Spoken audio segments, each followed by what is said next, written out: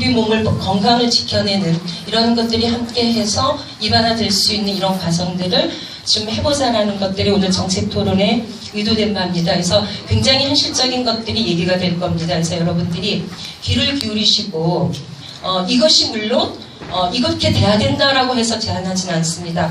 농민의 입장에서 제안을 할 거고 소비자 입장에서 제안을 해봅니다.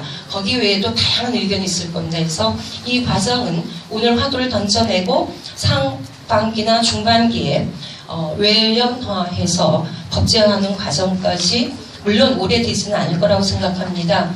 지난한 또 우리의 과정이 필요하고 그리고 그 과정에서 또 도움 주실 분들도 오늘 여기 좀 오셨죠? 예, 해서 아무튼 오늘의 화두가 있을 거고요. 끝나고 나서는 정기총회는 물론 후원회원들 중심으로 이루어지지만 오신 분들도 함께 참관하실 수 있습니다. 정기총회는 단순한 정기총회 올해 우리가 토종 씨앗을 어떻게 정말 제대로 보존해내고 우리의 밥상까지 올릴 수 있을지에 대한 아주 현실적인 방안들을 또 새롭게 고민하는 이런 계획서가 제출되어 있습니다. 함께 들으시고 함께 또 참여했으면 좋겠고요. 그 다음에 오늘 밥이죠. 저녁밥 토종쌀로 여러분들이 토종쌀과 토종김치로 밥상이 준비가 되어 있습니다. 우리가 이제 손수 만들지는 않고요. 식당에 의뢰를 했고요. 그리고 끝나고 나서는 지금까지 너무 이제 공부하고 또 힘들게 지내왔고 그래서 처음으로 우리 놀이꾼을 모시고 놀이 한마당을 펼칩니다. 여러분들이 함께해서 놀이 한마당에 하고 장기자랑 접수도 많이 돼 있어요. 그렇죠? 장기자랑 하시는 오늘 도대체 어떤 분이 창작 뮤지컬을 하시겠다고 신청하신 분이 계십니다. 아마 안 보고 가면은 아마 굉장한 1년 동안 후회하실 겁니다. 뮤지컬도 준비가 돼 있습니다. 저도 누군지 모릅니다. 그렇게 해서 한 10시 전에 끝나고 나면 여러분들이 각자 뜨끈뜨끈한 구들반에서 각자 이제 모임은 모임들끼리 또 같이 모임하는 시간들 갖고요. 그리고 이제 본격적으로 공부는 내일입니다. 내일 아침부터 공부 시간을 갖습니다. 특히 공부는 단편적으로 기초적인 지식보다도 토종 씨앗의 작물별 특성, 요번에 특성 자료집을 요번에 발간했는데요. 사실은 전체 작물에 대한 특성집을 사실 준비하고 있었습니다. 엄청난 페이지죠. 그걸 수연이가 저와 준비하고 있었어요. 근데 너무 겨우 내내 너무 힘들었어요. 그걸 준비하는 아직도 다 못 끝내서 2월 안으로는 발간 목적으로 가지고 있습니다. 아마 그거 하나면 여러분들한테 이거 토종 씨앗이 아니야 물어볼 필요가 없습니다. 그 정도로 칼라판으로 최고의 도감 형태로 만들어냈습니다. 올해 것까지 아주 뜨끈뜨끈한 그 품종들 다 넣었습니다. 그래서 그거는 나중에 시드림 게시판을 통해서 공지해 드리고요. 이번에는 저희들이 콩 50종 특성 조사한 거 그거와 감자 특성 조사한 거를 짧게 해서 저는 매년 작물별로 해가지고 그때 이제 하는 발간지로 나올 건데 그거 이제 저쪽에서 지금 판매하고 있습니다. 돈이 많이 들어서 저거는 판매하는 걸로 했습니다. 그리고 토종 시드림 기록집이 마침내 나왔습니다. 이거를 멋있게 어떤 서술형으로 하고 싶었는데요. 그럴수록 또 시간이 많이 걸려서 여태까지 2008년도에 토종 시드림이 결성되고 나서 지금까지 어떠한 활동들을 했는지 기억을 더듬어서 해서 일단은 저희들이 간단하게 마련했습니다. 그래서 전국의 모든 사람들이 토종 시드림만큼은 좀 알아달라. 그리고 토종 시드림이 어떠한 역사 속에서 어떻게 해왔는지 여러분들이 토종 시드림 회원으로서 좀 어떤 자부심도 갖고자 해서 오늘 발간했으니까 요거는 다 한 권씩 가져가셔서 나중에 필요하시면 사무국에 말씀하시면은 또 지역별로 보내드릴 수 있습니다. 아무튼 그렇게 해서 내일은 공부하고 씨앗 나누는 시간까지 될 겁니다. 1박 2일 짧은 시간 속에서 여러분들이 서로 모임분들 함께 교류하시고 그리고 1년 내에 이 과정들 충분히 나눌 수 있으면 좋겠습니다. 제가 길게 일정까지 소개했습니다. 그러면은 중간중간에 혹시나 뭐 얘기하고 싶고 뭐 상담하고 싶으신 분들은 제가 항상 있으니까 저에게 오시면 되겠습니다. 자, 1박 2일 함께 다 같이 즐겁게 교류하는 시간 갖겠습니다. 감사합니다. 예, 감사합니다. 대략적으로 또 일정도 소개해 주셔가지고 몇 개 더 보완해서 말씀드리면 일단 저희가 1년에 한 번 모이다 보니까 또 이 자리 함께 더 풍성하게 해주시기 위해서 우리 순천의 정대현 선생님께서 가래떡을 후원해 주셨습니다. 유기농 경북의 박성현 선생님은 또 사과 이따가 나눔하시겠다고 간식으로 내일이라네요. 나눔하시겠다고 해주셨으니까요. 같이 드시면 좋을 것 같고요.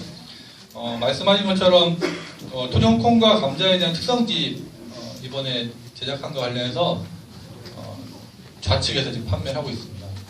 그리고 그 옆에는 2020년 토종 달력 업계 말에 따르면은 역대 나온 달력 중에 퀄리티가 상당히 높다라고 이렇게 평가되고 있다고 합니다. 아마 후원회원분들은 아마 조금 받으셨던 것 같은데 혹시 더 필요하신 분들은 구매해 주시면 좋겠고요. 그리고 그 외에 이제 저희 집 토종 시드링 회원분들이 갖고 했던 물건들 쭉 판매하고 있거든요. 박성현 선생님께서 흰들깨로 만든 들기름, 가지참깨로 만든 참기름, 두부, 고추장, 서리태, 콩, 차족살 이렇게 판매하고 있으니까 구입을 원하시는 분들은 좌측에 매대에서 구입하시면 되겠습니다. 그 다음에 저희 운영위원분 중에 한 분이시죠. 김은진 운영위원님께서 책을 발간하셨습니다. 그동안 GMO 쭉 강의하시고 활동했던 것들을 쭉 모아서 한 권의 책을 내셨습니다.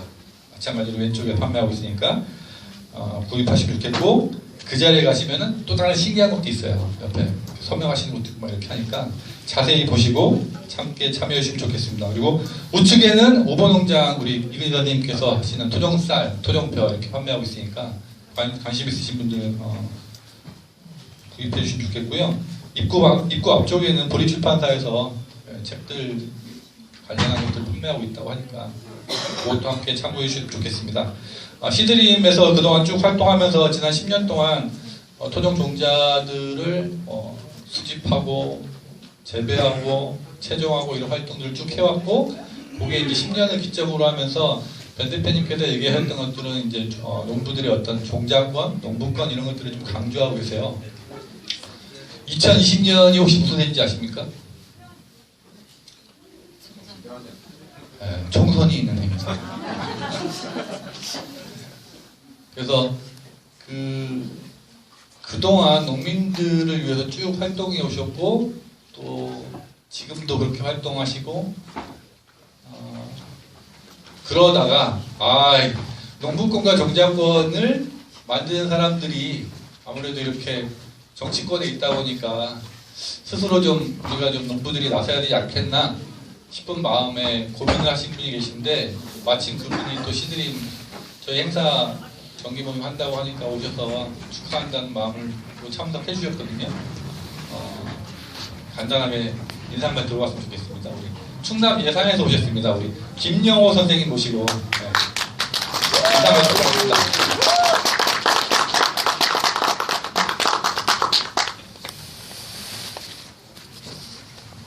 예, 2020년 토종 시드림 정기 정리회를 축하드립니다. 저는 그 말씀대로 예산에서 고추농사 짓고 있고요. 4년 동안 전국 농민의 총연맹 의장 책임을 맡고 이끌면서 잘못된 씨앗의 정부, 박근혜 정부를 몰아내는데 민중 총궐기하고 퇴진 촛불 행동의 공동대표로서 함께 하면서 불량 정부를 몰아내는데 함께 싸웠던 전 김영우라고 합니다. 다시 한번 인사드리겠습니다. 저희들 농민들은 농사를 세 가지 농사를 얘기를 합니다. 여기 계신 분들 아주 토종 농사를 이렇게 말씀하시는데 오는데 여기 들어와서 어쩐지 분위기가 되게 푸근하고 좋다는 느낌을 받았는데 음악이 제가 그 좋아하는 음악을 이렇게 계속 틀어주시더라고요. 그래서 정말 그 따뜻한 마음을 가졌는데 농민들은 밭에 논에서 농사를 짓고 그것이 제값을 못 받을 때 트랙터를 몰고 아스팔트로 가서 아스팔트 농사를 또 두 가지 농사를 짓다가 그것만 가지고 또 안 된다는 걸 뼈저린 느낌을 통해서 정치 농사까지 제대로 하고 있습니다. 그래서 정치 농사가 무너지다 보니까 실제 농민들의 모든 것들을 책임지지 않고 300명의 국회의원 중에서 농민 얘기하고 농업 얘기하는 국회의원이 지금 하나도 없는 그런 상황입니다. 그러다 보니까 이제 농민들이 밭두렁 논두렁에서 농민들의 얘기를 국회에서 정치농사를 지어야 되겠구나 하는 것들이 저희들이 30년, 40년 평생을 살아오면서 느낀 바에서 시작이 된 거고 마침 민중당에서 농민들한테 전략 비례로 2번을 주고 농민들한테 그 추천을 받아서 제가 거기에 그 앞에서 이렇게 뛰고 있는 그런 처지에서 오늘 인사드리게 됐습니다. 그래서 우리가 정치 농사를 제대로 짓지 못하면 제대로 짓지 못해서 30년 수십 년간 개방농업 정책으로 다 무너지고 그러 있는 상황이고 씨앗마저 지금 저는 거기까지 관심을 갖지 못했지만은 정말 씨앗까지 다 무너지고 지금 있었던 종자 이런 거 다 외국에서 큰 그 로얄티 주면서 지금 다 농사를 짓고 있는 그런 상황에서 여기 계신 분들은 전국 각처에서 그러한 기품의 느낌을 갖고 이미 깨닫고선 그 농사를 짓고 있는 상황이라는 걸 깊이 느꼈습니다. 이것마저 사실은 제도적으로 이런 것들을 우리가 막아내고 할 때에 이것은 도전되지 않은가 감히 생각을 합니다. 그리고 제가 함께 일하고 있는 사람 중에는 토종씨앗 일을 해왔던 우리 신지연 씨라고 알고 계십니까? 신지연 씨가 지금 저하고 함께 충남도에서 그 민중당의 실무자로 일하면서 저를 처음부터 끝까지 이렇게 저를 일러주고 보좌하고 있으면서 상당히 몸무게가 지금 계속 빠지면서 이렇게 일을 하시는데요. 좋은 건데요. 그렇습니까? 그래서 옆에 토종씨앗 전문가가 옆에서 저를 지금 보좌로 하고 있는 상황에 어쨌든 논밭에서 농사 짓는 데서 머무르지 않고 제도적으로 우리는 이것을 만들어낼 때 제대로 된 농사를 질 수 있는 또 20대 젊은이가 농촌으로 들어와서 희망을 갖고 농사를 짓는 것 자체가 정치 농사, 제도 농사에서 비롯되지 않은가 생각을 합니다. 그래서 오늘 전국에 모이신 우리 농민들 여기 토종분들이 모이신다고 해서 제가 한 걸음에 달려와서 인사를 드렸고요. 혹시라도 더 관심을 가지고 도와주시려고 하면 저희들이 그런 것들을 전 국민들한테 개방을 했는데요. 이름을 민중공천제라고 했습니다. 그래서 저희들 비례에 관심을 갖는 분들한테 신청을 하면 나중에 그 기간 동안에 찬반을 묻거나 참여할 수 있는 그런 것까지 열어주었습니다. 그래서 저쪽에 빛이 있는 것 같아서 제가 소개를 해드리는데 꼭 좀 참여를 해주셔서 정치농사 올해 제대로 지어서 정치농사는 4년 만에 짓는 것이 아니라 지금은 30년, 어쩌면 70년, 80년의 다 무거 써보았던 그 정치농사를 지금 갈아엎는 그 중요한 시점이기 때문에 관심 좀 많이 가져주셨으면 좋겠습니다. 맨 앞에서 죽을 힘을 다해서 달려가겠습니다. 고맙습니다. 감사합니다. 어떻게 우연치 않게 했는지 어떻게 된지 모르겠는데 전 김은진 운영위원님께서도 출마를 하세요. 서울 강북구 강북구를 접수합니다. 토종 우리 운영위원께서 큰 박수 우리 김영호 대표님이랑 김은진 운영위원님께 큰 박수 부탁드립니다. 네, 저희 이제 예정된 행사 진행하려고 합니다. 앞서 말씀드린 것처럼 첫 번째 정책 토론회고요. 거창한 정책 토론회라고 했지만 대표님 말씀하신 것처럼 진단 또 앞으로 과제 이런 거 중심으로 논의하게 될 것 같습니다. 전체적인 진행은 우리 김석기 운영위원님께서 진행해 주실 거고요. 바로 토론회 시작할 수 있도록 하겠습니다. 우리 김석기 운영위원님 모시고 진행하겠습니다. 안녕하세요. 토론자분들 앞으로 나와주시죠. 토종 시드림이 2008년에 결성이 돼서요. 한 10여 년 동안 전국 각지에서 사라져가고 있는 토종 씨앗을 수집하고 그거를 다시 늘려가지고 나누는 활동에 그동안 집중을 했는데요. 이제는 거기서 한 걸음 더 나아가서 이제 뭐 소극적으로 재배하고 나누는 데 집중했다면 이제 앞으로 10년은 이걸 좀 사회적인 변화로 이끌어내자 하는 논의를 바탕으로 해서 그 첫걸음으로 오늘 정책 토론회를 마련했습니다. 그래서 앞으로 5분이 20분 동안 발제를 해주실 건데요. 시간이 오래 걸리겠죠. 그래서 제가 시간 조절을 잘 하면서 발표를 진행하도록 할 건데요. 그 첫 번째로는 현재 변현단 대표님이 말씀해 주신 것처럼 그 우리나라의 크고 작은 종묘 회사에서, 종자 회사에서 토종 씨앗을 가지고 막 판매를 하고 있습니다. 저희가 어렵게 다니면서 모으고 회원들과 같이 공유하는 이 소중한 씨앗을 어떻게 해서 거기까지 흘러갔는지 모르겠는데 그 종자 회사들에서 이렇게 가져가서 자기들 상품으로 우리는 그걸 공유하고 좋은 뜻에서 지키려고 하고 있는데 그 사람들은 그거를 그 이윤을 목적으로 해서 판매를 하는 일들이 벌어지고 있더라고요. 그래서 그 현황에 대해서 경기도 수원에 있는 토종시드림 토종학교 운영을 담당하고 계시는 장재학 선생님이 20분 동안 발표를 해주실 겁니다. 네, 안녕하세요. 저는 토종시드림 토종학교 성기미로 있는 장재학입니다. 사실은 이제 제목은 거창한데 제가 그냥 발로 뛰어서 알아본 자료들이라서 이게 뭐 통계치로 쓰거나 글을 기에는 좀 그런 자료니까 참조만 해주시면 될 것 같습니다. 전 참고로 그냥 직장인이라서 직장 다니면서 주말마다 이제 토종학교 같이 섬기고 그리고 이번에 이제 이런 내용들을 좀 받아서 제가 가까이 있는 시장에 있는 종묘상들 다니고 그러다 보니까 이제 또 토종이 아니라 종자업체들 우리나라에 있는 종자업체들한테 전화도 해보고 그러면서 알게 된 자료들을 공유해 드리도록 하겠습니다. 네, 페이지는 13페이지입니다. 같이 보시면서 따라가시면 좋겠다는 생각이 듭니다. 그 개괄적으로 국내 종자업체 현황에 대해서 나와 있는 자료를 좀 봤는데요. 종자 관련해서 사실은 많은 자료들이 종자원이라는 그 기관이 있습니다. 그래서 그쪽에 가시면 법률이라든지 이런 정보들을 많이 접할 수 있고요. 네, 그게 접한 정보들을 보면 2019년 기준으로 해서 종자업체 우리나라에 2,466개가 있고요. 그리고 식량이 이렇게 채소 665개로 제일 많고 가수 381개, 화훼 294개 있습니다. 연도별로 보면 2000년도에 415개여서 18년도, 19년도 들어가면서 2,500개 수준으로 꽤 꾸준히 늘고 있습니다. 근데 여러분 보시면 그 종묘상이라든지 이런 데 가보시면 되게 한정적이죠, 그죠?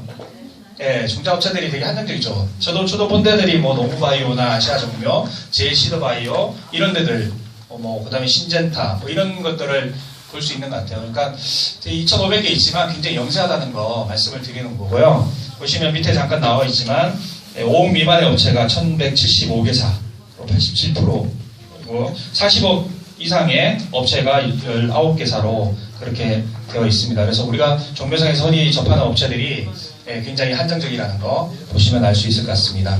국내 종자산업에 대해서 인터넷하고 이런 것들을 좀 찾아봤는데요. 기관으로 보면 농업유전자원 정보센터에서 토종종자 보유 현황 표가 있더라고요.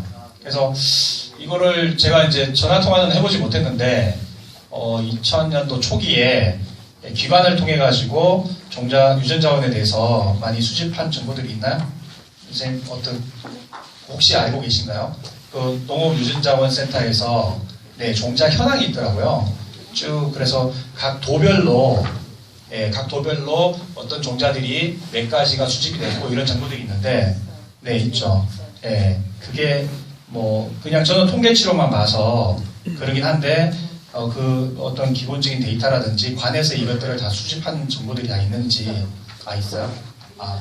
네네. 근데 정보들을 제가 이제 뭐 볼 수 있는 정보들은 없고 통계치로 나온 정보들이 있다라는 거 말씀을 드리고요.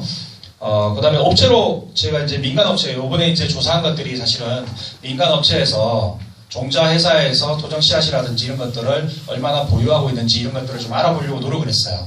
그래서 아시는 분은 아시겠지만 전북 긴제에 그 민간 육종 연구단지가 있습니다. 그래서 종자 업체들이 그게 많이 모여 있는데요. 그래서 그쪽에 관리하는 기관에 문의를 했는데 사실은 얻지는 못했습니다. 그래서 그 관리하는 그 공무원한테 전화 통화도 하고 따로 이 홈페이지에 문의를 했는데 그쪽에서는 이제 기업마다 기업 정보고 해서 따로 저희한테 공유를 시켜주지는 않았습니다. 그래서 좀 그런 한계들이 있었다는 거 말씀을 드리고요. 그래서 이제 종자 업체들 제가 이제 유명한 업체들을 좀 홈페이지에 들어가서 조사를 해보고 혹시 궁금한 것들이 있으면 전화로 해가지고 물어보고 이런 과정들을 좀 겪었습니다. 그래서 인터넷 조사한 것들 옆으로 넘어가서 보도록 하겠습니다. 제가 인터넷 그 종자 업체별로 쇼핑몰을 운영하고 있는데요. 거기에서 토종 또는 재래종으로 검색했을 때 나오는 정보들이 사실은 여기에서 이렇게 업체들이 있는데 사실 토종이나 재래종에 검색했을 때 나오는 것들은 많지는 않았어요. 굉장히 많지 않았다는 거 말씀을 드리고 나중에 이제 좀 이따 나오겠지만 그냥 네이버라든지 이런 데서 토종이나 재래종 하면 또 많이 나와요. 그래서 업체별로 농업바이오는 뭐 농협에서 운영하는 거 아실 거고 농업바이오에서 제가 토종이나 재래종 검색했을 때 따로 나오는 건 없었습니다.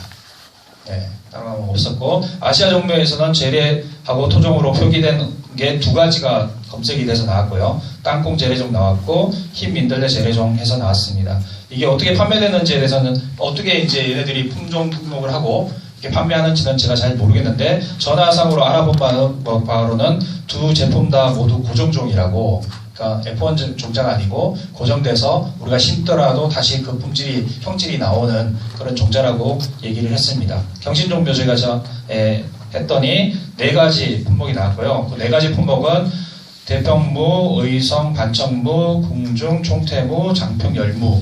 그래서 무가 나온 게 좀 특이해서 요거는 제가 한번 전화를 드렸는데요. 그 뒤에 내용이 좀 나옵니다. 그래서 그 뒤에 내용에서 잠깐 설명을 해드리도록 할게요. 잠깐만요. 경신종묘 16페이지 한번 볼까요? 인터넷 홈페이지에서 재래종 검색 시 4개의 품종이 검색됐는데 전화 인터뷰해 보니까 이 4개가 다 F1 종자가 아니냐라고 물어보니 궁중 총태무는 재래종이라고 하고 최종호 동일 품종을 재배하면 나온다라고 얘기를 하더라고요. 그러니까 계속 최종 가능하다는 그렇죠. 고정종자라는 거죠. 계속 최종 가능하다. 예. 그렇게 그쪽에 기술이사가 얘기를 했고요. 나머지 3개는 F1 종자라고 얘기를 하더라고요. F1 종자인데 재래종이라고 표기한 것은 재래종의 특성이 많이 반영되었기 때문에 그렇게 상품 설명을 하고 재래종 또는 토종의 맛 뭐 이런 식으로 표기를 했다라고 합니다. 그래서 나머지는 F1 종자들인 거죠.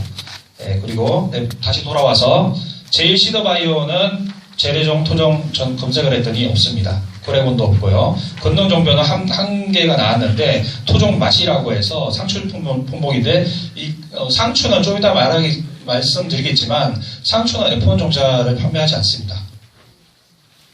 상추는 왜 그런가 하면 상추를 교잡을 해서 만들기가 되게 힘들어요. 이것도 기술 뭐 아시는 분들은 많이 아실 것 같고요. 저같이 잘 모르시는 분들은 가능하긴 하죠. 그렇죠.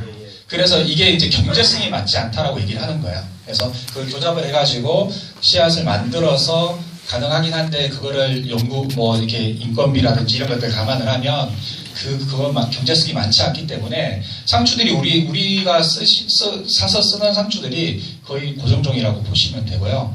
아니면 수입종, 고정종 이렇게 하면 될 것 같은데 저희 하면서 느낀 게 뭔가 하면 상추 이런 것들이 문제다라는 생각이 좀 들었어요. 오히려 왜 그런가 하면 다른 품종 고추나 뭐 열무나 뭐 이런 것들이 고추나 무나 뭐 이런 가지가 채소들이 이런 판매되는 것들이 거의 F1 종자거든요.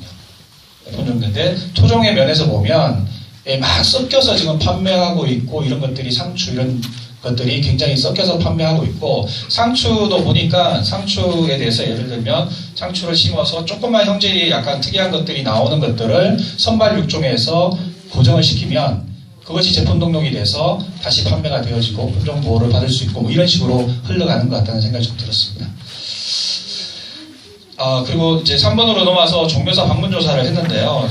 뭐 제가 가까이 갈 수 있는 곳들을 좀 조사를 했습니다. 시장 근처로 부평시장 한 곳 갔고 강명시장 한 곳 갔고 모란시장 두 곳을 갔습니다. 네 곳 모두 사실은 이제 이게 잘 팔리는 품종들을 하다 보니까 토종농자를 판매하진 않아. 토종이 있냐, 재래종이 있냐라고 했을 때 따로 판매하진 않더라고요.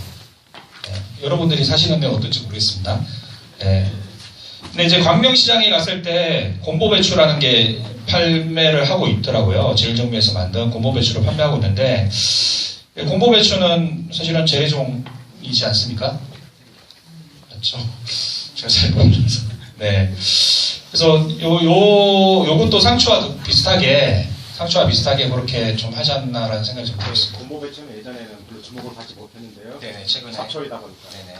근데 그게 이제 약효가 사람들한테 인식이 돼가지고 거의 그냥 채집해가지고 그대로 씨앗을 팔 수 있는 거니까 아마 근데 그래서 제가 궁금한 게 이런 곰보배추가 재래종인데 재래종이 제일 종묘 회사라는 곳에서 어떻게 품종 등록을 하고 제품 등록을 하고 판매가 되어지는지 그 부분이 되게 좀 궁금하게 됐습니다. 제가 자세하게 알아보진 않았는데 그분들 얘기는 사실은 재래종을 별도로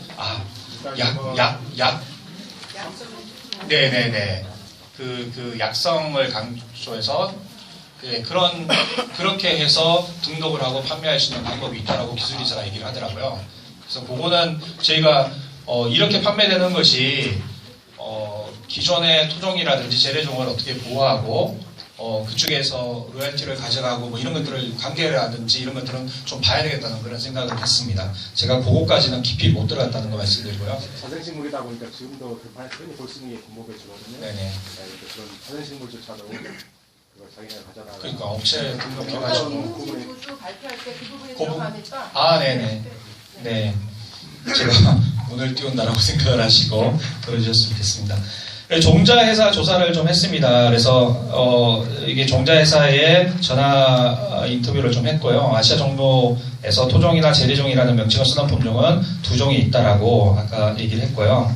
품종 내력이 제가 이제 그 종자회사에서 판매하는 그 앞에 표지에 표기되는 내용들을 좀 봤는데요. 품종 내력이라든지 이런 것들을 따로 기재하진 않았어요. 네, 그리고 전화 인터뷰 결과 두 제품은 토종이며 고정종자라고 했습니다. 그리고 고추랑 무, 배추 등은 모두 F1 품종으로 개발하여 판매한다고 합니다. 그 위에 보면 그 종묘상에서도 왜 토종종자를 취급하지 않느냐라고 물어봤을 때 하나같이 그렇게 얘기를 하더라고요. 상품성이 없다. 굉장히 뭐 이렇게 약간 어디가 종묘상들이 1년에 한 번씩 모여가지고 이렇게 교육을 하는 걸로 제가 알고 있거든요. 종묘상 사장님하고 친해서 가지고 제가 물어봤는데 그때 그런 얘기들을 많이 이렇게 배웠는지 모르겠지만 동일하게 그냥 상품성이 없다, 경제성이 없다, 병충이 약하다 이렇게 동일하게 얘기를 하는 것을 좀 봤습니다. 알겠습니다. 경신종묘 인터넷 홈페이지에서 재래종 검사 시 4개의 품종이 아까 말씀드렸듯이 말씀드린 걸로 넘어가도록 할게요. 근돈종묘입니다. 인터넷 홈페이지에서 재래 검색 시에 토종 맛이라는 게 있었고요. 상추는 경제성 및 육종의 어려움 때문에 F1 종자를 유통하지 않는다라고 정확하게 얘기해 주셨고요. 다만 기존 제품을 선발 육종을 통해서 새로운 품종으로 등록하여 판매를 한다고 합니다. 토종 맛이라는 제품도 색깔, 무게, 두께 등이 토종 적축면 상추와 비슷하다고 하여서 그렇게 표기를 했다고 합니다. 제일시드바이오 인터넷 홈페이지에서 재래종 토종 검색 시 나오는 상품이 없었고요. 요게 아까 곰보배추에 대해서 전화 인터뷰를 해봤더니 일부 품종의 경우에는 약용으로 산림청에다 품종 등록을 하면 판매를 할 수 있다고 해요. 그래서 약간 그분이 기술이사님이 어떻게 얘기를 했는가 하면 저희가 약간 돌려서 하는 방법이 있습니다라고 하면서 말씀하신 게 약용으로 등록을 하면 일반적으로 판매를 할 수 있다 이렇게 얘기를 하시더라고요. 그리고 마지막으로 말씀드린 게 종자회사가 아닌 그냥 네이버에서 네이버나 구글에서 이제 토종이라든지 재래종을 검색하면 굉장히 많이 나옵니다. 아니에요? 안 해도 된다고. 아. 그거는 어쨌든 누군가가 판매하는 거잖아요. 근데 제가 그래서 굉장히 많이 판매하는 업체 한 군데를 전화했더니 상품 등록을 했다라고 얘기를 하더라고요. 네, 주로 인터넷에서 가람원이라는 데서 많이 하는데. 가람원 전화했습니다. 네네. 네. 그걸 제가 알기로는 그 토종 단수수 같은 경우는 원래 우리가 그거를 찾아내고 여기까지 이제 나눈다고 그랬는데 거기서 그까지 다 팔더라고요. 같은 거라고는 이제 확실할 수는 없지만은 진작으로는 거의 같지 않을까 싶은데 불과 몇십 알에 뭐 4,000원, 5,000원? 네네. 문서에서 등록을 하고 네, 맞습니다. 네, 그렇게 해서 판매. 네, 그래서 어떻게 토종을 이렇게 재래종이 우리가 물려받은 건데 이걸 어떻게 상품 등록을 하냐라고 했을 때 상추 얘기하고요. 상추나 이런 것들은 아까 얘기했던 것처럼 약간 선발 육성을 해가지고 약간 변형된 품종들이 나오면 고정시켜서 그렇게 판매를 한다. 그 이름을 붙여서 판매한다라고 얘기하고 이게 보면 이제 고추도 있거든요. 그래서 고추 같은 것들은 어떻게 판매하냐라고 했을 때 따로 얘기는 안 해주시더라고요. 네. 여기까지 하고 저는 말씀을 고추 마치도록. 같은 경우도 원래가 가지고 있는 이름이 있을 텐데 네네. 자기네들이 이름을 바꾸더라고요. 뭐 전국 토종이라거나 아니면은 무슨 뭐 특이한 이름으로 전혀 뭐 우리 농가에서 내려오지 않은 이름 관련이 없는 이름을 자기들 바꿔가지고 개명을 해가지고 하는 거죠. 자기 재래종이라고 확실히 연기는 하는 이따가 거죠. 더 부연 설명해 주시고. 네. 한 가지만 말씀드립니다. 그 외국의 경우에 오늘 같이 차를 타고 오신 분이 이제 외국 토종에 관심이 많아서 얘기를 잠깐 들어보니까 외국 같은 경우에는 이제 나라마다 다르겠지만 토종 종자 마켓이 따로 있더라고요. 토종 종자 마켓이 따로 있어서 쇼핑몰이 따로 있어서 거기에서 토종 씨앗들을 딱 검정된 재래종 그리고 고정 종자들을 판매를 하고 있고요. 그리고 일부 이제 그냥 일반적으로 파는 저희 그 나라에서 종자 표기, 종자 씨앗을 판매할 때 표기에 F1 종자를 별도로 표기하지 않거든요. 표기를 하지 않고 있습니다. 근데 외국 같은 경우에는 F1 종자에 대해서 표기를 하는 그런 나라들이 많다라고 합니다. 그래서 거기까지 제가 발표를 마치도록 하겠습니다. 직접 발로 뛰면서 찾아낸 자료를 이렇게 정리를 쫙 해주셔서 이제 머릿속에 그려지시나요? 우리나라 토종 씨앗이 시장에서 어떻게 이렇게 팔리고 있는가 대충 그려지시죠? 네, 수고하신 장지학 선생님한테 박수 한번 이 내용은 좀 더 자세하게 살을 붙이면 토종 씨들인 보고서로도 손색이 없을 것 같으니까 앞으로 한번 주시는 거죠. 여기 계신 분들은 다 법 없이도 사실 분들이지만 우리 세상은 또 그렇지가 않잖아요. 법이 또 이렇게 법이 되게 중요해지면서 변호사들도 늘어나고 하는데요. 이 종자 관련해서도 국내외의 다양한 그 법규라든지 협약이라든지 이런 것들이 있습니다. 지금 현재 이 종자 시장이라는 거, 종자 산업이라는 게 어떻게 해서 이렇게 형성이 됐는지 그 법에 대해서 평생을 들여가지고 지금 연구하고 계시는 김은지 선생님이 관련한 이야기를 이제 쭉 풀어주실 겁니다. 안녕하세요, 김은진입니다.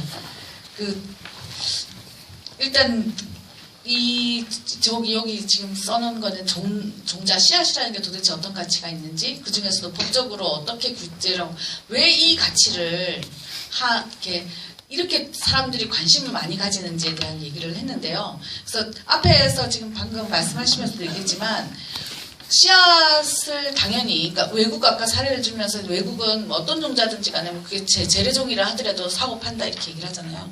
그러니까 그것처럼 이거를 우리는 한 번도 씨앗이라는 것을 사고 파는 것이라고 생각해 본 적이 없었는데, 그리고 여전히 지금도 우리가 소위 우리보다 더 개발도상국가인 나라들은 여전히 씨앗은 사고 파는 것이라고 생각하지 않는 나라들이 훨씬 많습니다, 우리나라에.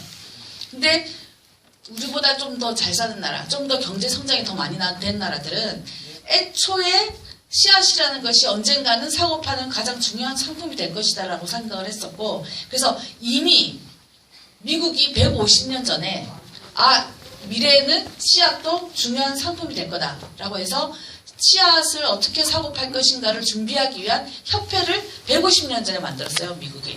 그러니까 미국이 150년 전에 만들면서 그럼 그 후로 얼마나 많은 나라를 돌아다니면서 돈이 될 만한 씨앗을 얼마나 많이 모아놨겠어요. 그래서 그 가끔 이렇게 텔레비전에 이런 데 나오는데 우리가 콩이 원산지가 우리나라랑 중국이라고 얘기를 한단 말이에요. 근데 지구상에서 가장 많은 콩 종자는 미국에 있어요. 종자 가지수가 3만 몇천 종목 뭐 이렇게를 모아놨대 전 세계에서.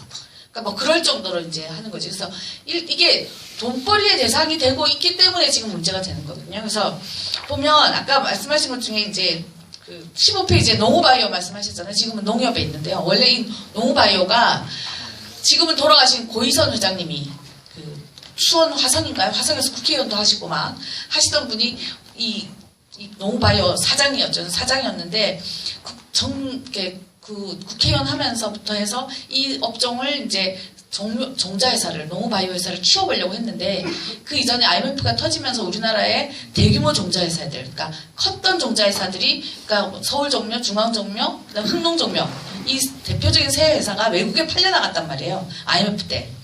그러면서 1, 2, 3위 다음에 저 밑에 4위 정도 돼 있던 농후바이오가 갑자기 졸지에 국내 1위 기업이 된 거예요. 종자회사로.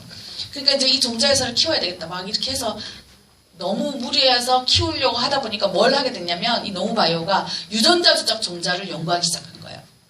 근데 돈은 돈대로 막 다 들였는데 종자가 나온 게 하나, 성공한 종자가 하나도 없어가지고 결국은 재정난에 부딪히니까 농협에서 인수를 해간 거죠. 농후바이오를. 그래서 지금은 농협 산하의 그 종자회사가 된 거거든요. 그래서 농후바이오라는 회사 자체가 애초부터 뭐 이런 농협에서 하고 있던 뭐 사실 냉정히 따지면 농협이 항상 농민을 위해서 있는 존재니까 이건 여러 가지 뭐 의문이 있지만 그 마찬가지로 농후바이오도 종자를 사고 파는 데서부터 출발한 것이지 농협의 산하에 있기 때문에 이것이 농민들에게 좋은 종자를 주기 위한 뭔가다 이런 거하고는 다른 차원이라는 거죠. 그래서 어쨌든 그런 농후바이오의 그런 역사가 있었다는 거고요. 그래서 토종종자와 관련돼서 법 제도가 뭐가 있냐라고 했을 때 우리가 보통 제가 법을 전공을 하면서 그 다음에 하고 굳이 아까 말씀하신 것처럼 이거 도저히 안 되겠다 이게 하는 가장 큰 이유 출마를 해봐야 되겠다라고 생각했던 가장 큰 이유 중에 하나도 이건데요.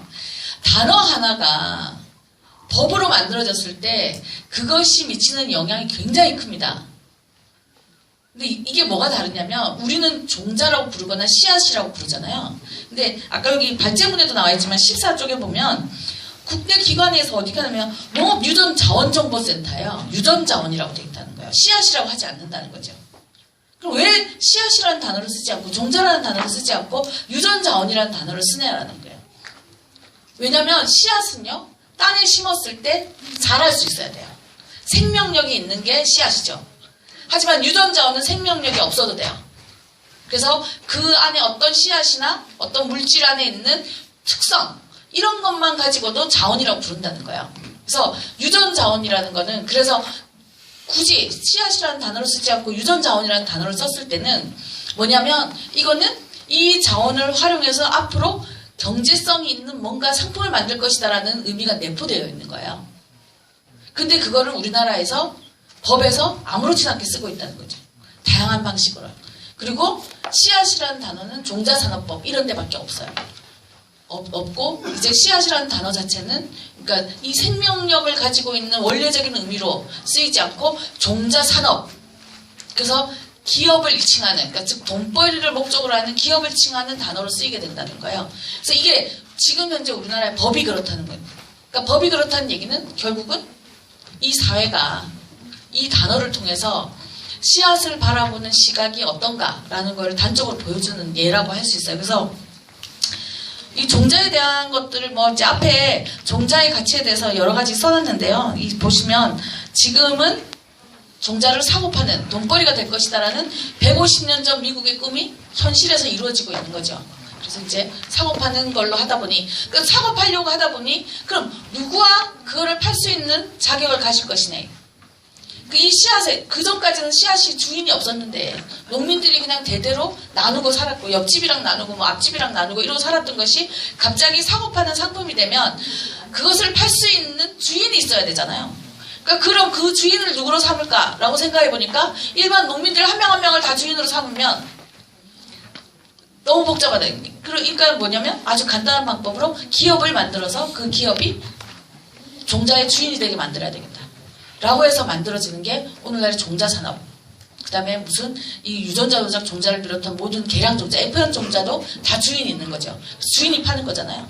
농민들은 과거에는 씨앗의 주인이었는데 지금은 씨앗의 주인이 아니라 그 씨앗을 사서 심어야 심는 사람으로 이제 전락을 하게 되는 거예요. 그래서 이러한 것들에 대해서 왜 이 종자가 돈이라는 가치를 크게 가지게 됐는가에 대한 내용들을 앞에다 서술해 놨습니다. 그래서 보면 21페이지에 보면 그래서 세계에서 제일 큰 종자 회사들, 그래서 우리나라 아까 말했던 흥농종묘, 서울종묘, 중앙종묘를 가져간 이 기업들이 다 이 10대 기업 안에 포함이 되는데 그 10대 기업 안에 든 이 종자 기업이 전 세계 종자 시장의 67%를 이 기업이 좌우지우지해요. 그 다음에 이 기업들 중에서도 특히 또 세 기업, 우리가 보통 이제 몬산토, 신젠타, 듀퐁 이런 데 말하는데요. 이런 기업들이 유전자 조작 종자를 비롯해서 이러한 종자로 전 세계 시장의 또 87%를 가지고 있어요. 그러니까 특정 기업이 전 세계 농민들의 생존에서 가장 중요한 씨앗의 주인으로서 그 씨앗을 통해 가지고 얼마든지 장난을 할 수 있는 이런 게 되는 거죠. 그래서 씨앗값이 점점 올라가도 농민들은 씨앗값을 감당을 해야 되는 이런 세계가 되는 것에 대한 얘기들을 쭉 써놨습니다. 그럼에도 불구하고 우리가 이 종자가 중요한 이유는 이 종자가 가지고 이 씨앗 속에 들어있는 이 전통, 우리가 오랜 역사 속에서 나와서 우리가 우리나라 땅에서 굳이 토종이 콩을 주식으로 하지 않고 쌀을 주식으로 하게 되는 뭐 이런 사회 문화적인 전통적인 이런 가치들이 돈으로 헤아릴 수 없는 가치들이 있다라는 거에 대한 설명을 이제 써놨고요.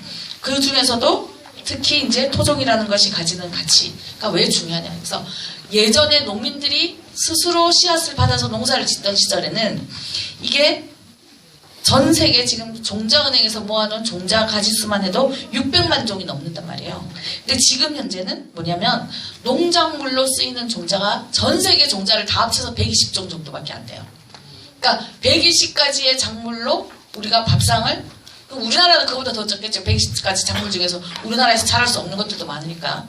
그러니까 120개 정도밖에 안 된다. 이게 그 식량농업기구의 발표 자료예요. 그래서 그 120종밖에 안 남게 된 거는 이 120종만이 돈벌이의 대상이 될 수 있기 때문에 이것만을 누군가가 개발을 한 거죠. 본격적으로. 그래서 이제 이렇게 됐다는 거예요. 그래서 그럼 이런 것이 가능하게 하기 위해서 어떠한 법들이, 제도들이 만들어졌냐면 국제적인 제도들이 있고 나라마다 또 제도들이 있어요. 그럼 이 제도들이 실행이 되는 거는 법으로 만들어졌을 텐데, 그래서 국제적으로 만들어지는 조약들을 보면 우선 제일 먼저 가장 중요한 것 중에 하나가 이거예요. 트립스 협정, 무역 관련 지식재산권 협정인데요. 제가 24페이지에 잠깐 언급을 했는데 앞으로 가서 쭉 보시면요. 어디에 있냐면 5페이지에 있어요.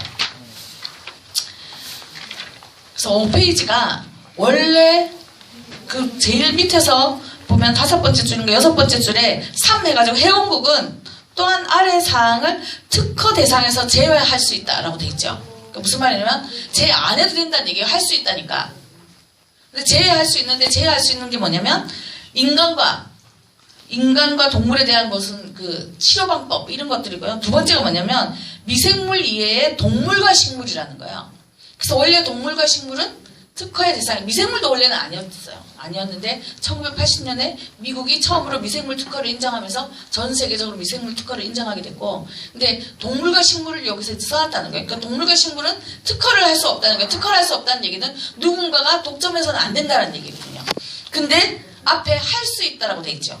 그 말은 뭐냐면 안 해도 된다는 얘기잖아요. 그러니까 제외 안 하고 특허의 대상에 포함시킬 수 있다는 얘기예요. 그래서 그러면 특허의 대상을 어떻게 포함시켰냐면 맨 마지막 줄에 보면 그래서 뭐가 있냐면 효과적인 독자적 제도 또는 양자의 혼합을 통해 식물 변종의 보호를 규정한다라고 되어 있어요. 이게 뭐냐면 종자의 독점을 국제조약에서 인정하는 거예요. 이게 처음으로 인정한 사례예요. 그러니까 나라별로 인정을 한 나라들은 있었지만 독점을 국제적으로 인정을 한 건 이게 첫 조약이다라는 거예요. 그래서 이 협정인데 이 협정이 중요한 이유는 지금 세계 무역기구 WTO라고 하죠. WTO에 가입을 하는 나라는 자동적으로 이 트립스 협정에 가입이 돼요. 우리가 보통 국제조약이 있으면 그 조약에 가입을 함으로써 그 기구에 가입을 함으로써 자동적으로 가입이 되어야만 하는 이런 조약들을 우리가 부속협정이라고 하거든요. 그래서 이 부속협정 중에 대표적인 거라는 거예요. 그래서 WTO 회원국은 무조건 다 이 법 제도를 이 협정에 따라서 따라야 되고 이 협정에 따르려면 뭐냐면 식물 변종에 대한 것들은 독점을 할 수 있는 그 법 제도를 만들어줘야 된다는 거죠. 그래서 지금 우리나라가 WTO의 회원국이기 때문에 이 협정에 맞춰가지고 이제 여러 가지 또 종자와 관련된 규제를 하기 시작하는 건데요.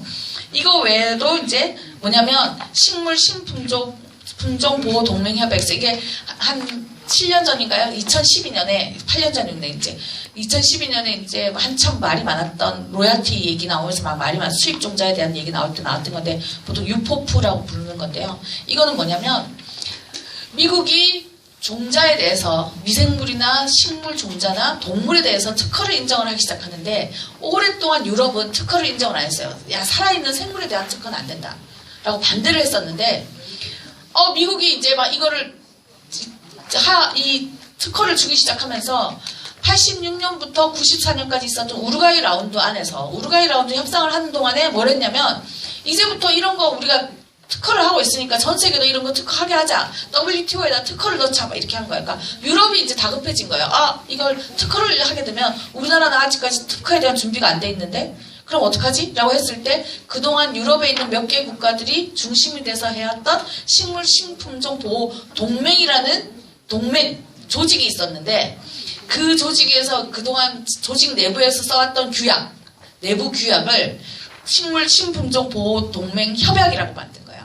그래서 이제 이게 뭐냐면 지금의 식물 품종 보호 제도 내지는 보호 품종으로 등록해라 라고 말하는 이것의 원초가 되는데 그래서 이거를 91년도에 전면 개정을 하면서 미국 너희들이 종자를 가지고 특허를 한다면 우리는 식물 신품종 보호 동맹 조약을 가지고 이걸로 보호품종으로 등록을 해서 독점이 가능하게 하겠다라고 한 거예요. 그래서 이 조약이 만들어지면서 이제 종자에 대한 것들은 독점은 특허냐 아니면 보호품종 등록이냐 이제 이 두 가지 방식으로 이제 독점을 종자 회사에 종자를 독점할 수 있게 하는 기회를 주게 됐습니다. 그리고 이제 흐름이 이렇게 가고 있을 때 1990년대 그럼에도 불구하고 어떤 일이 있었냐면 환경과 생태계가 너무너무 망가지고 있고 멸종되는 식물, 동물이 너무 많다. 이걸 어떻게 해서든지 보호해야 된다라고 해서 나온 게 1999년에 생물 다양성 협약이에요. 그래서 생물 다양성 협약에서는 지금 지구상의 이 다양한 생물들, 식물이건 동물이건 이것들을 더 이상 멸종되지 않고 보호하기 위해서, 보존하기 위해서는 각국은 이런 일을 해야 된다라는 생물 다양성 협약을 만들었고요. 이 협약 안에서 식물, 그 중에서도 식량작물, 그러니까 우리가 먹어야 되는 식량작물에 대한 것들도 이 범위 안에 포함시켜서 토착민들이, 소위 말해서 원주민들이 전통적으로 해왔던 지식 속에서 해왔던 이 사회적, 문화적 가치를 이 식물에다 인정해줘야 된다라는 게 생물 다양성 협약 속에 포함이 되어 있고요. 그 다음에 네 번째, 이제 이것까지 생물 다양성 협약까지 나오고 나니까 식량농업기구가 본인들이 하는 일이 너무 없잖아요. 그래서 이제 한 게 우리도 뭔가를 좀 해봐야 되겠다 라고 해서 만든 게 이제 식량과 농업에 관한 식물 유전자원 국제조약이에요. 그래서 이 조약은 원래는 내부 규약처럼 있었던 건데 이거를 2004년도에 그 조약으로까지 승격을 시켜서 냈는데 이 식량농업기구에서 만든 이 조약이 중요한 이유는요. 이 조약에서 처음으로 농부권을 공식적으로 인정을 했기 때문이에요. 그래서 농부권에 관한 내용이 27페이지에 보면 첫째, 둘째 해가지고 쭉 나오는데요. 이게 이제 쉽게 말해서 이 조약에 있었던 이 농부권, 농부에 관한 권리를 축약을 해서 만들어진 게 뭐냐면 축약을 해서 만들어진 게 4쪽에 나오는요. 이게 이제 농민인권선언이라고 우리가 부르는 선언문인데요. 그 유엔 소농가 농촌에서 일하는 사람들의 권리선언이라는 선언인데 이 선언에서 19조에서 이 식량농업기구에서 만든 이 조약의 농부권에 관한 내용을 축약을 해서 집어넣은 게 19조에 나오는 건데 거기 A, B, C, D에 보면 D에 나오는 내용이 이거죠.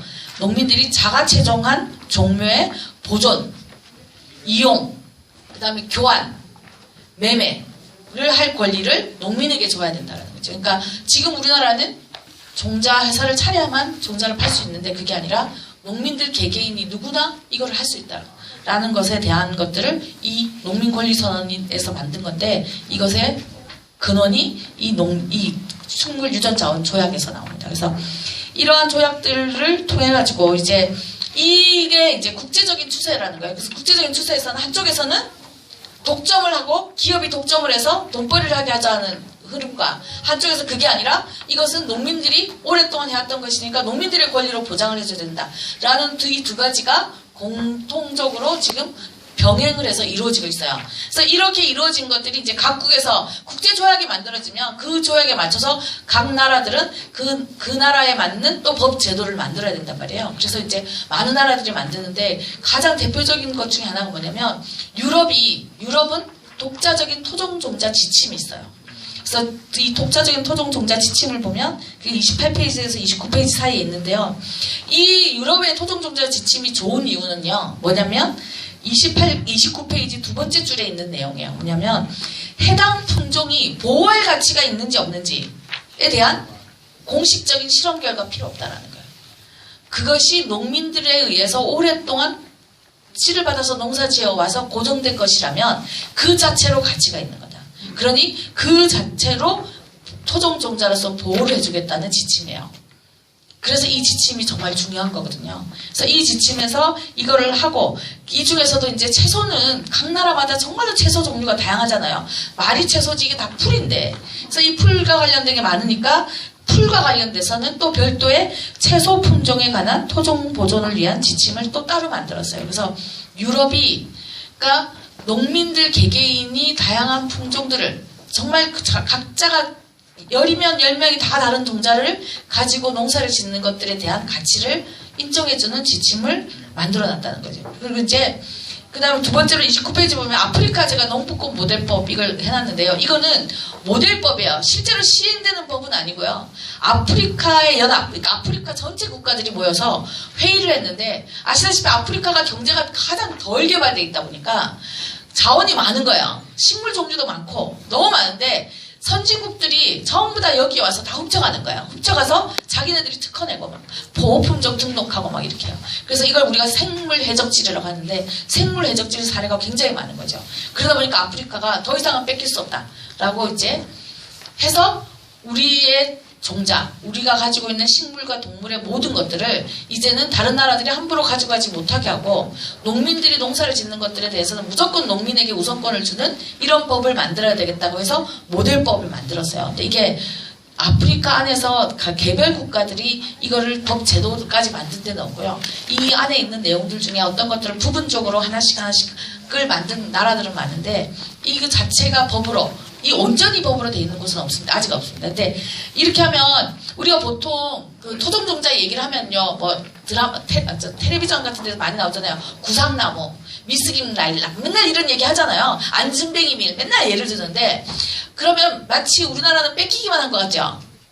우리나라도 아프리카에서 훔쳐온 종자가 있어요. 그래서 이게 아프리카의 뭐 자료회 같은 데 보면 생물 해적지를 해간 나라.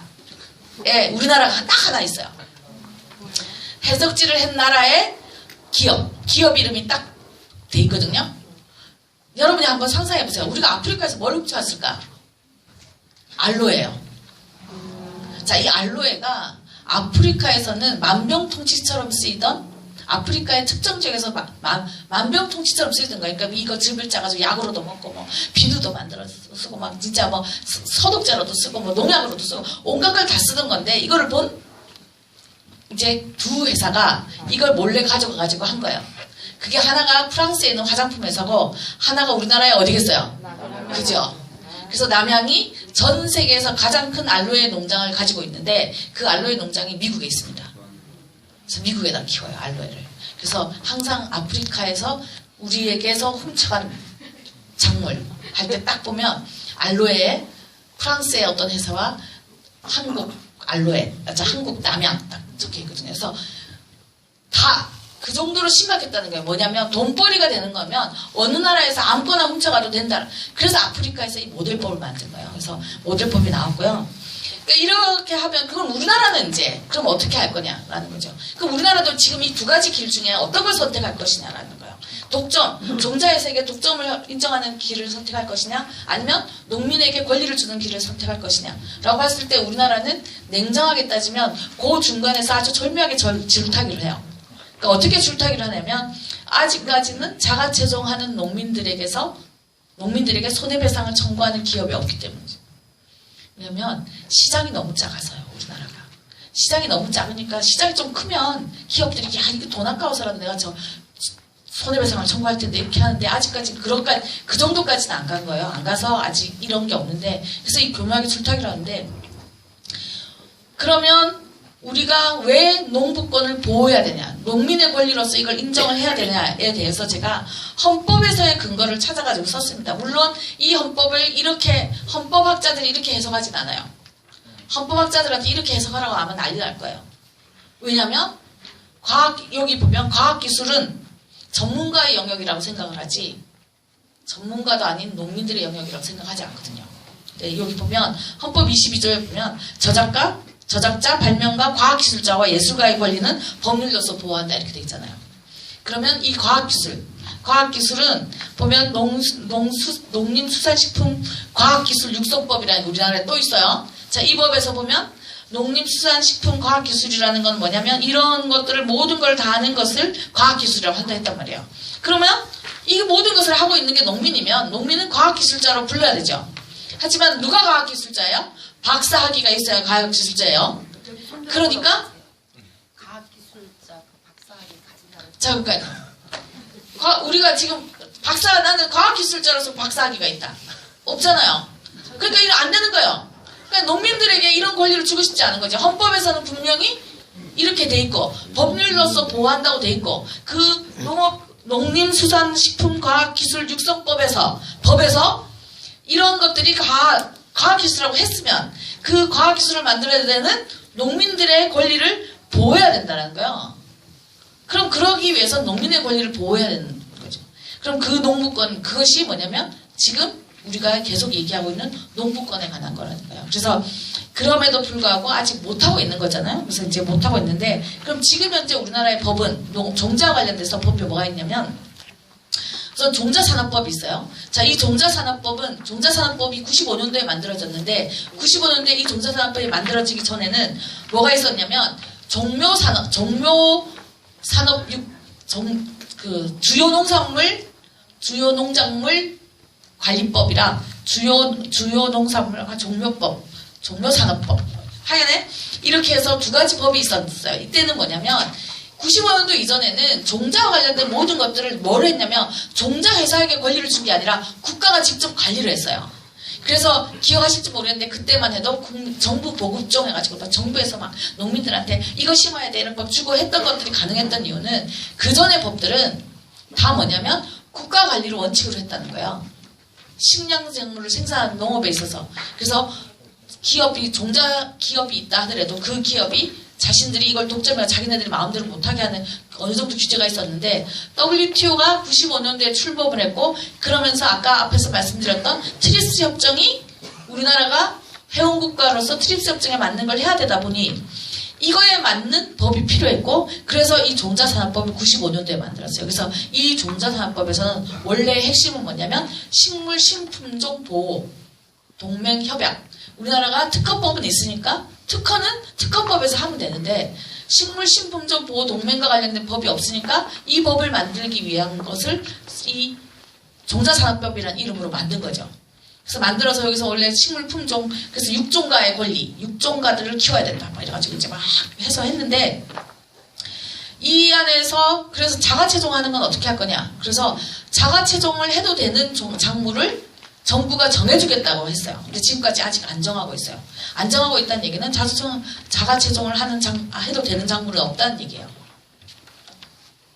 냉정하게 따지면. 그러니까 이제 언제든지 법으로 규제를 하고 싶으면 손해배상을 책임지고 싶으면 언제든지 할 수 있는 가능성을 한쪽 귀퉁이에 만들어 놓은 거죠. 아직까지 안 하고 있다고 해서 손해배상 책임을 물리지 않을 것이다가 아니라 언제든지 손해배상 책임 물릴 준비는 이 법안에서 다 돼 있다는 거예요. 근데 이제 우리가 2002년도에 식물식품종 보호동맹에 가입을 했어요. 가입을 하면서 이제 식물식품종 보호제도를 좀 더 명확하게 해야 되겠다고 생각이